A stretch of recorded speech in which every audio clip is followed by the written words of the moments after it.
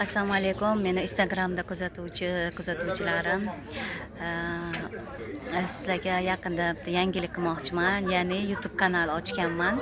Lekin hali YouTube'ga uzundan uzoq videolar tayyorlab joylashtirishga vaqtim bo'lgani yo'q. Xudo xolasa yaqin kunlarda vaqtim bo'ladi va YouTube kanalimda o'zimni nomim bilan Iroda Sherbayeva bo'ladi nomi va shu nom ostida videolar qo'yib bormoqchiman.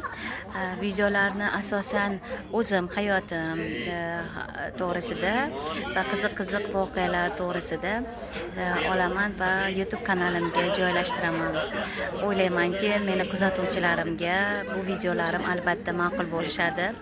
Asosiy mavzusi bu meni onajonim bo'ladi. Onajonim bilan qish mavsumida ishim sanjab bo'ladi va qish mavsumida asosan onajonim bilan ko'plab vloglar qilmoqchiman.